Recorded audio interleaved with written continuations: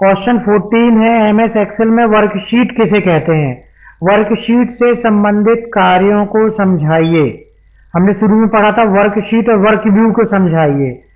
MS Excel में worksheet रो तथा column का कलेक्शन होती है। जैसे ही हम एक्सेल ओपन करते हैं स्क्रीन में हमें एक्टिव वर्कशीट दिखाई देती है।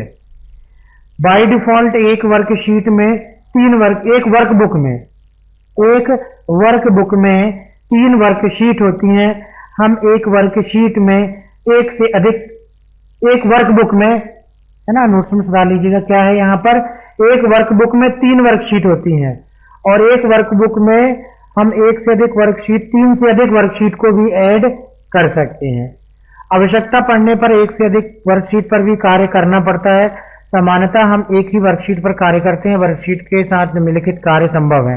देखिए पहले वर्कशीट कहाँ पर होती है। हमने जैसे एक्सेल को ओपन किया तो एक्सेल इस तरीके से 3 वर्कशीट के साथ ओपन होगा। ये लिखा हुआ है शीट 1। इसमें आप अलग प्रकार का डेटा दोगे, जो भी टाइप करोगे। फिर आगे वर्कशीट 2, इसी को बोलेंगे स्प्रेडशीट या वर्कशीट। फिर आगे शीट 3। तो जब भी एक वर्कबुक ओपन करते हैं उसमें कितनी वर्कशीट आती है? 3 वर्कशीट आती है। और जोड़ना है तो राइट क्लिक करो, इंसर्ट करो और यहाँ पर आकर के ओके कर दो, ये वर्कशीट जुड़ गई। और जोड़ना है फिर से राइट क्लिक करना है, इंसर्ट करना है, ओके करेंगे, वर्कशीट जुड़ गई। और अगर आपको डिफॉल्ट वैल्यू चेंज करनी है कि वर्कबुक में 3 वर्कशीट जुड़ती हैं, लेकिन जब कोई हमारे कंप्यूटर में हम ऐसी सेटिंग बना दें कि हर बार हमको मिनिमम 5 वर्कशीट की जरूरत है, तो आप ऐसा डिफॉल्ट सेट कर सकते हैं। उसके लिए टूल्स में जाइए, ऑप्शन में जाइए, जनरल टैब में जाइए और ये लिखा हुआ है सीट्स इन न्यू वर्कबुक। अभी कितना सेट है? 3। तो मतलब जब भी नई वर्कबुक ओपन करेंगे तो 3 ही वर्कशीट आएगी। अगर आपने यहाँ पे 5 कर दिया, 10 कर दिया तो ओके कर दिया, तो जब भी आप इस एमएस ऑफिस में वर्क करेंगे, एमएस एक्सेल ओपन करेंगे, तो जैसे ही नई वर्कबुक ओपन करेंगे, तो अगर आपने यहाँ 5 टाइप किया है, अब जो है यहाँ पर 5 वर्कशीट पहले से ही आ जाएंगी, जोड़ना नहीं पड़ेगा। तो वर्कशीट को कैसे और डिफाइन कर सकते हैं कि वर्कशीट कलेक्शन होती है किसका? कॉलम्स का और से रो का। ठीक है, worksheet is a collection of columns and row and intersection of column and row is called cell. Column और रो का इंटरसेक्शन कहलाता है सेल। प्रत्येक सेल का एक यूनिक एड्रेस होता है जो कॉलम के नाम और रो के नाम से जाना जाता है।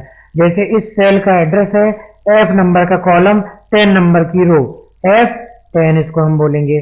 और ये इसका एड्रेस जो है वो इसके नेम बॉक्स में भी दिखाई देता है। तो ये सारी चीजें जो है किसमें आती हैं? वर्कशीट में आती हैं। वर्कशीट से रिलेटेड कार्य है।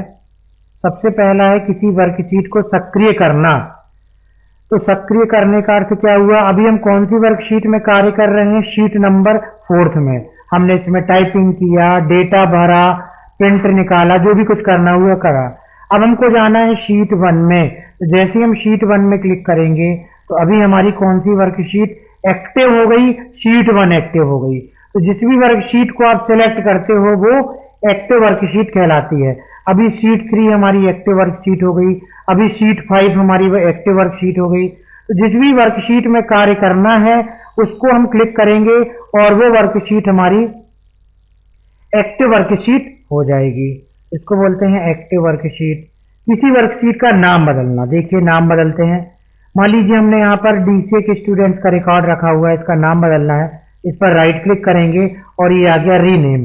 हमने यहाँ पे लिख दिया डीसीए स्टूडेंट और से लिस्ट, इस प्रकार से रख दिया।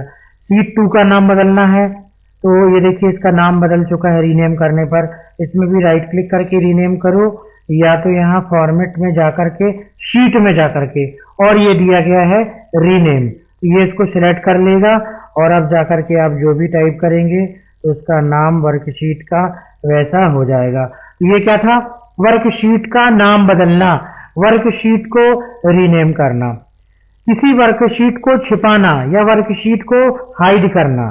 तो ये भी जो है फॉर्मेट में नहीं मिलेगा। मान लीजिए डीसीए स्टूडेंट लिस्ट है, इस लिस्ट को हम हाइड रखना चाहते हैं, कोई सिक्योरिटी रीजन है या लिस्ट गलत बनी हुई है या जो भी हमारी रिक्वायरमेंट है, तो हम फॉर्मेट में जाएंगे, शीट में जाएंगे और यहाँ से हाइड में क्लिक कर देंगे। देखो हाइड हो गया। इसको भी हाइड करना है देखिए राइट क्लिक करने पर आता है ऑप्शन क्या, तो राइट क्लिक करने पर हाइड का ऑप्शन नहीं आता, उसके लिए आपको फॉर्मेट में ही जाना है, शीट में जाना है और हाइड कर देना है। जब तक आप तीनों शीट को हाइड करेंगे, लास्ट में आखिरी शीट को हाइड करेंगे तो बोलेगा कि मिनिमम एक वर्कशीट तो वर्कबुक में रहनी चाहिए। ये पूरे को हाइड नहीं करेगा, कम से कम एक वर्कशीट जो है एक वर्कबुक में विजिबल एक्टिव वर्कशीट रहनी चाहिए, है ना, पूरे को हाइड नहीं करेगा। अब जो हाइड कर दिए उसको वापस भी लाना है, मान लीजिए कभी, तो वापस लाने के लिए फॉर्मेट में जाएंगे, फिर से सीट में जाएंगे तो हाइड के नीचे ही मिलेगा अनहाइड। अनहाइड में क्लिक करेंगे, ये देखिए जितनी आपने हाइड की थी वो सामने आ जाएगी। किसको वापस ले आए, इस वाले को वापस ले आए, ओके कर दिए, वापस आ गई डीसी स्टूडेंट लिस्ट। दूसरे को लाना है वापस, इसको भी अनहाइड कर दें, दूसरे को भी वापस ले आए, ये भी वापस आ गई। इस तरीके से वर्कशीट को हाइड भी कर सकते हैं और अनहाइड भी कर सकते हैं। किसी वर्कशीट का बैकग्राउंड बदलना, इसको देखते हैं। अभी वर्कशीट में बैकग्राउंड सिंपल है, अगर हम चाहते हैं कोई कंपनी का लोगो है या कोई बैकग्राउंड में इमेज लगाना चाहते हैं वर्कशीट को और अच्छा बनाने के लिए, तो उसके लिए अपन जाएंगे फॉर्मेट में, शीट में, और ये रहा बैकग्राउंड। यहाँ से अपन वर्कशीट का बैकग्राउंड बदल सकते हैं। बैकग्राउंड में क्लिक करो, जो भी बैकग्राउंड लगाना है उस बैकग्राउंड को सिलेक्ट कर लीजिए और यहाँ पे जाकर के फिर इंसर्ट करिए। अब वर्कशीट में वैसा बैकग्राउंड आ जाएगा। जो भी टाइप करना है टाइप करो, वो उसके बैकग्राउंड के ऊपर ही टाइप होगा। जब आप प्रिंट निकालेंगे तो बिल्कुल इसी तरीके से बैकग्राउंड भी प्रिंट निकलेगा। तो ये कहाँ से आता है, बैकग्राउंड ऑप्शन से। मान लीजिए इस बैकग्राउंड को हटाना है, तब क्या करेंगे आप, ये ऑप्शन दिया गया है डिलीट बैकग्राउंड।